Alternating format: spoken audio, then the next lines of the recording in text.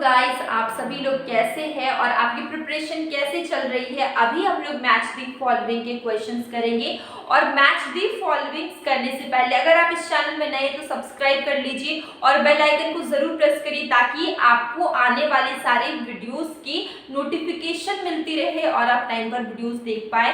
ठीक है, मैं डेली क्वेश्चंस करवाती हूँ। क्वेश्चंस यूजीसी नेट इकोनॉमिक्स के होते हैं और देखिए आज हम लोग क्वेश्चन करें मैच द फॉलोइंग। बहुत सिंपल सा क्वेश्चन है। ये क्वेश्चंस के इंडिविजुअली हम लोग ने इन सारे कंसेप्ट को रील वीडियो में पढ़ा हुआ है। अभी आपको सबको एक साथ करना है।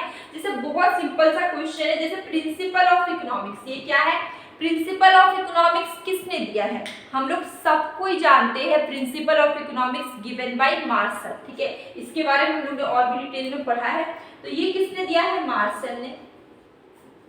ठीक है, इसके बाद डायमंड वाटर पैराडॉक्स, ये तो बताने की जरूरत ही नहीं है, बहुत बार रील वीडियो में आया है। डायमंड वाटर पैराडॉक्स ये किसने दिया है? कोई अनदर नहीं है, बहुत ही जाने माने इकोनॉमिस्ट है जिनका नाम है एडम स्मिथ। ठीक है, एडम स्मिथ ने डायमंड वाटर पैराडॉक्स दिया है। तो आपका हो जाएगा यहाँ पे क्या हो जाएगा? Adam Smith. एडम स्मिथ कौन है बताइएगा? Adam Smith is father of economics. Adam Smith कौन है? फादर ऑफ इकोनॉमिक्स है। फादर ऑफ इकोनॉमिक्स बहुत ही बेसिक क्वेश्चन है। अगर आप इकोनॉमिक्स पढ़ते हैं और आपको ये चीज जानना बहुत जरूरी है कि फादर ऑफ इकोनॉमिक्स कौन है? एडम स्मिथ है। ठीक है, तो ये जो डायमंड वाटर पैराडॉक्स किसने दिया था? एडम स्मिथ ने दिया। ठीक है, अब हमारा क्वेश्चन है कि वैल्यू एंड कैपिटल। ठीक है, ये जो वैल्यू एंड कैपिटल है ये किसका है? ठीक है, तो वैल्यू एंड कैपिटल इस यहाँ पर वैल्यू एंड कैपिटल के लिए यहाँ पे ऑप्शन नहीं है तो हम ले लेते हैं यहाँ पे मार्शल। ठीक है, Marshall. Value and capital is value and capital Marshall. ठीक है, हम ले रहे Marshall. Value and capital is Marshall. और इसके बाद एशियन ड्रामा। एशियन ड्रामा हम लोग ने देखा हुआ है ग्रुनार मृडाल। ठीक है, कंसेप्ट एंड इंट्रोड्यूसर में मैंने बताया कि एशियन ड्रामा किसने दिया है? ग्रुनार मृडाल ने दिया है। ग्रुनार मृडाल कहाँ पे? हमें फर्स्ट नंबर पे मिल गया। देखिए यहाँ पे लिख देते हैं मृडाल।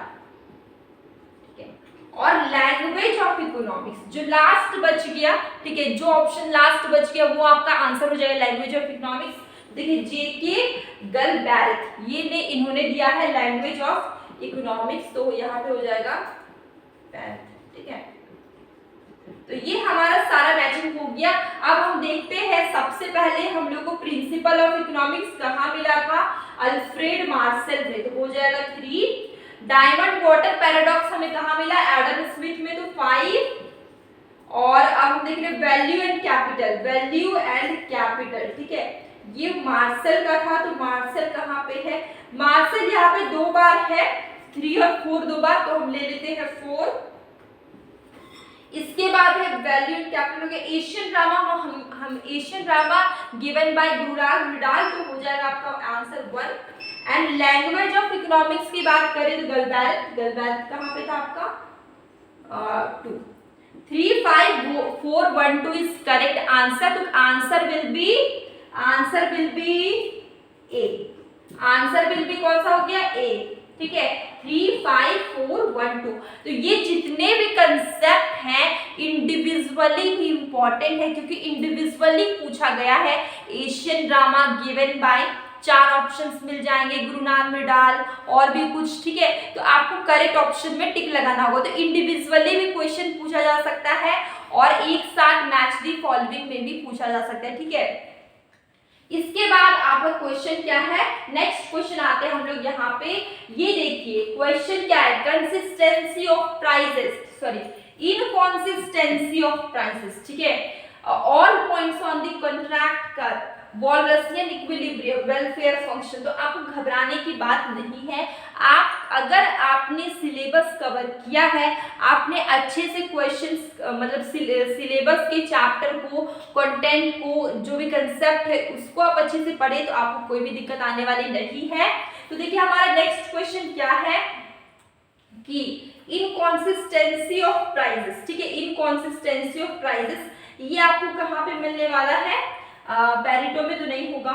इनकॉन्सिस्टेंसी ऑफ प्राइसेस आपका हो जाएगा कोबवेब मॉडल में, ठीक है। यहाँ पे क्या होगा, प्राइसेस क्या होगा, इनकंसिस्टेंट रहेगा, ठीक है। प्राइसेस फ्लक्चुएट होगा, ठीक है, वो कंसिस्टेंट नहीं होगा, इनकंसिस्टेंट होगा, ठीक है।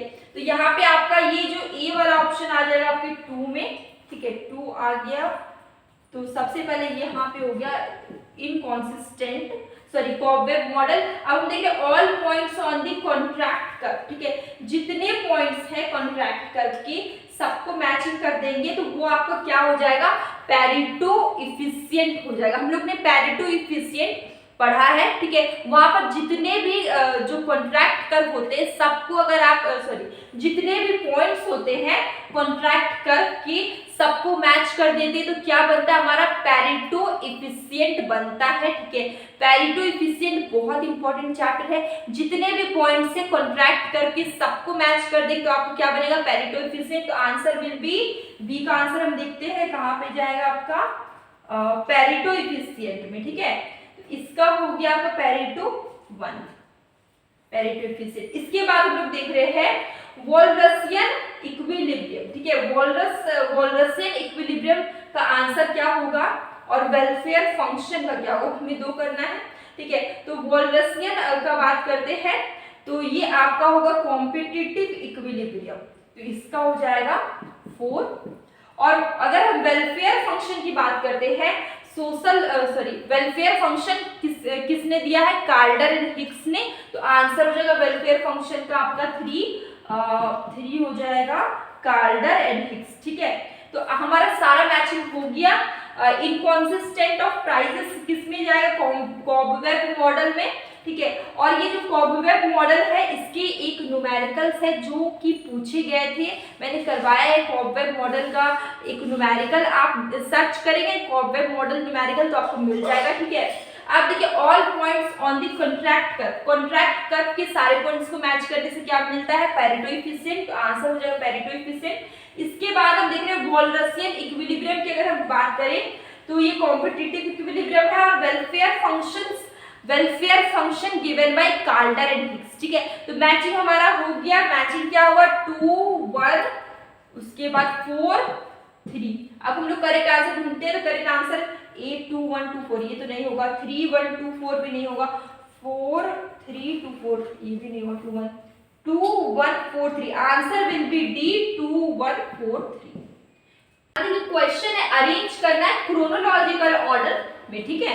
तो देखिए जैसे जैसे इंट्रोड्यूस्ड हुआ, जिस सीक्वेंस में इंट्रोड्यूस्ड हुआ उसको उसके अकॉर्डिंग आपको क्रोनोलॉजिकल ऑर्डर में आपको अरेंज करना होगा, ठीक है। जैसे कैसे अरेंज करते हैं, देखिए सबसे पहले कौन आया, पेरेटो ऑप्टिमैलिटी, कार्डिनल या फिर सैम्यूल्सन बर्गसन का जो वेलफेयर फंक्शन था या एरो, ठीक है, एरो सोशल वेलफेयर फंक्शन। तो इसको आपको क्या करना है, क्रोनोलॉजिकल ऑर्डर में जैसे जैसे इंट्रोड्यूस्ड हुआ उसके अकॉर्डिंग आपको क्रोनोलॉजिकल में अरेंज करना है, ठीक है। तो सबसे पहले आपका है पेरेटो ऑप्टिमैलिटी, तो सबसे पहले क्या हो जाएगा आपका पेरेटो ऑप्टिमैलिटी, आप ऐसे करके लिख लीजिए यहाँ पर A B C, ठीक है। सबसे पहले आपका क्या आया, यहाँ पे देखिए पेरेटो ऑप्टिमैलिटी आया है, तो सबसे पहले हम लिखेंगे 3। इसके बाद आपका है बर्गसन का Samuelson welfare function, Bergson Samuelson welfare function, उसके बाद इंट्रोड्यूस्ड हुआ आपका ये वाला, ठीक है। तो इसका हो जाएगा आपका 2, और इसके बाद इंट्रोड्यूस्ड हुआ आपका arrow social welfare function. Arrow एक और इम्पॉसिबिलिटी थ्योरी भी एरो ने दिया है, ठीक है। एरो का सोशल वेलफेयर फंक्शन भी, इसके बाद हो जाएगा आपका 1, और इसके बाद आपका आएगा कार्डिनल सोशल वेलफेयर फंक्शन, ठीक है। तो इसका हो जाएगा आपका 4, ठीक है। तो 3 सबसे पहले आया आपका पेरेटो ऑप्टिमैलिटी, उसके बाद आपका आया बर्गसन सैम्यूल्सन, उसके बाद आया एरो का सोशल वेलफेयर फंक्शन, और सबसे लास्ट में कार्डिनल, ठीक है। इसका क्रोनोलॉजिकल ऑर्डर होगा 3 2 1 4, आंसर होगा 3 2 1 4। अब लोग देखते हैं फर्स्ट तो नहीं होगा 1 2 3 4, 4 2 3 1 भी नहीं होगा, 1 4 2 3 भी नहीं होगा, 3 2 1 4, आंसर विल बी डी 3 2 1 4, ठीक है। आंसर क्या हो गया आपका डी 3 2 1 4, ठीक है। अब इसके बाद हम लोग क्या देखेंगे कि अकॉर्डिंग टू इकोनॉमिस्ट, इकोनॉमिस्ट के according welfare of an individual can be measure. ठीक है, एक इंडिविजुअल का वेलफेयर कैसे मेजर करते हैं, कार्डिनल में या फिर ऑर्डिनल में या फिर दोनों में या किसी में नहीं। ठीक है, देखिए तो यहाँ पे क्वेश्चन को आप समझ लिए, एक इंडिविजुअल का वेलफेयर को कैसे मेजर करते हैं। देखिए कार्डिनल और ऑर्डिनल आपने पढ़ा हुआ है। कार्डिनल क्या होता है कि जब आप जो इंडिविजुअल पर्सन है अपने यूटिलिटी को, अपने सेटिस्फैक्शन को नंबर में मेजर कर रहा है, जैसे मुझे 1 सेटिस्फैक्शन मिला, 2 सेटिस्फैक्शन मिला, 3, इसको हम लोग बोलते हैं कार्डिनल। ठीक है, लेकिन अगर कोई भी इंसान, कार्डिनल मतलब को समझ में आ गया, कार्डिनल में क्या होता है, कार्डिनल में यूटिलिटी को मेजर करते हैं नंबर में, यूटिलिटी को मेजर करते हैं इसमें नंबर में, नंबर या यूनिट बोल सकते हैं, जैसे 1 2 3 4, ये यूटिलिटी को हम लोग अपने सेटिस्फैक्शन लेवल को मेजर कर रहे हैं नंबर में। ठीक है, ये आप कार्डिनल लिखे। अगर हम बात करें ऑर्डिनल की, तो ऑर्डिनल में क्या होता है, ऑर्डिनल में हम लोग मेजर नहीं करते, ऑर्डिनल में हम लोग क्या करते हैं, कंपेयर करते हैं। क्या करते हैं ऑर्डिनल में, हम लोग कंपेयर करते हैं। जैसे कि फॉर एग्जाम्पल आप 2 कमोडिटी को कंज्यूम करते हैं। ठीक है, 2 कमोडिटी को कंज्यूम करते हैं, first is Apple and second is banana. ठीक है, आप 2 कमोडिटी को कंज्यूम कर रहे हैं। अब आप ये बोलेंगे कि मुझे एप्पल से, आप मान लीजिए 2 एप्पल कंज्यूम कर रहे हैं और 3 बनाना, तो आप बोलेंगे कि आपको एप्पल से ज्यादा सेटिस्फेक्शन मिला इज कंपेयर टू बनाना। ठीक है, एप्पल से क्या हुआ, आपको ज्यादा सेटिस्फेक्शन मिला इज कंपेयर टू बनाना, तो इसको हम लोग क्या बोलेंगे, इसको हम लोग बोलेंगे ऑर्डिनल, क्योंकि हम लोग यहाँ पे मेजर नहीं कर रहे हैं, हम लोग यहाँ पे क्या कर रहे हैं, कंपेयर कर रहे हैं। तो ऑर्डिनल में क्या करते हैं, कंपैरिजन करते हैं कि एक कमोडिटी के कंपैरिजन में दूसरे कमोडिटी से मुझे ज्यादा सेटिस्फेक्शन मिला, कम सेटिस्फेक्शन, ये हम लोग क्या करें, एक से दूसरे को कंपैरिजन करें। तो जहाँ पे कंपैरिजन की बात करें वो आपको क्या हो जाता है, ऑर्डिनल हो जाता है। और एक चीज मैं बता दूं कि अकॉर्डिंग टू इकोनॉमिस्ट, इकोनॉमिस्ट के according welfare of an individual can B, एक इंडिविजुअल का वेलफेयर को मेजर करते हैं, किससे मेजर नहीं करते, कंपेयर करते हैं ऑर्डिनली, ऑर्डिनली करते हैं। ठीक है, तो इसका आंसर हो जाएगा आपका बी, ऑर्डिनल।